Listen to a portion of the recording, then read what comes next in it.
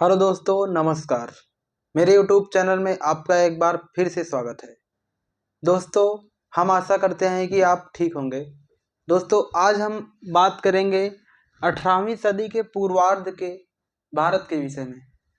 18वीं सदी के पूर्वार्ध का भारत कैसा था, आज हम आपसे बात करेंगे।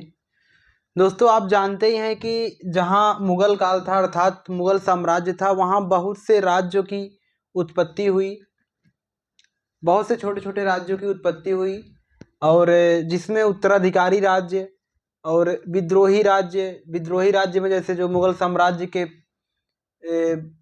साम्राज्य से विद्रोह करके अपना राज्य स्थापित किए। उत्तराधिकारी राज्य में जैसे जो मुगल साम्राज्य छोटे छोटे टुकड़े में बट गया तो अपना अपना साम्राज्य स्थापित कर लिए। और इसी प्रकार मुगल साम्राज्य के परिधि के बाहर के राज्य भी थे। तो यह वह काल था जिस समय अमेरिका और यूरोप से, दोस्तों आप जानते ही हैं कि यूरोप ने भारत के समुद्री मार्ग का खोज किया था। आप इससे जानते ही हैं कि वास्को डी गामा भारत आया था, जिससे यूरोपियों ने भारत के आने के लिए समुद्री मार्ग का रास्ते की खोज की थी। और यूरोप से ही नाविक निकले थे। कुछ नाविक पश्चिम की ओर मुड़ गए थे जो अमेरिका की खोज किए थे, और जो पूरब की ओर मुड़ गए थे वो भारत के समुद्री मार्ग का खोज किए थे। तो आप जानते हैं कि अमेरिका की खोज हो जाने से यूरोप में भारी मात्रा में जो है सोना और चांदी आ रहा था। तो जो यूरोप के व्यापारी थे वो भारत आते थे तो यहाँ से मसाले भर के ले जाते थे। मसालों के बदले में यहाँ भारी मात्रा में सोना और चांदी दे जाते थे, जो कि अमेरिका से भारी मात्रा में यूरोप में आ रहा था। तो जिससे आप जानते हैं कि यह वह काल था जो विदेशी कंपनियां थी भारत में नई नई फसलें ला रही थी।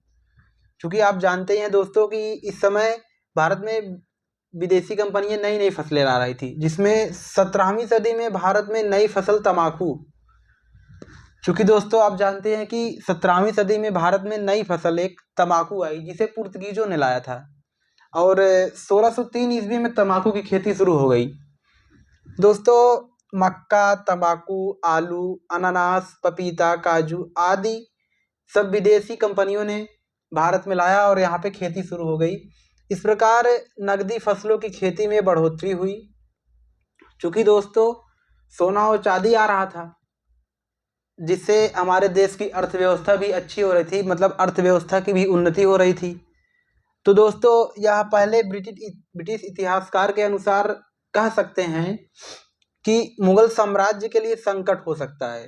क्योंकि दोस्तों भारी मात्रा में सोना और चांदी आ रही थी, विदेशों से आ रही थी और यहाँ से मसाले भर भर के ले जा रहे थे। क्योंकि आप दोस्तों जानते ही हैं कि इस समय मुगल साम्राज्य यहाँ पे था और जो कि पतन की स्थिति में था।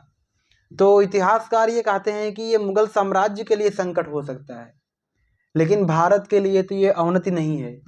अर्थात ये भारत के लिए आर्थिक समृद्धि का काल है।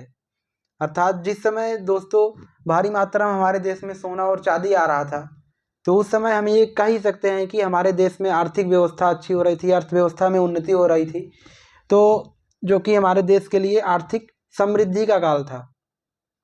तो दोस्तों इस प्रकार हम देखते हैं कि 18वीं सदी के पूर्वार्ध का भारत जो कि आर्थिक उन्नति की ओर बढ़ रहा था, और ये मुगल साम्राज्य के लिए तो संकट का विषय ही था, और जिससे कि मुगल साम्राज्य पतन की ओर बढ़ रहा था।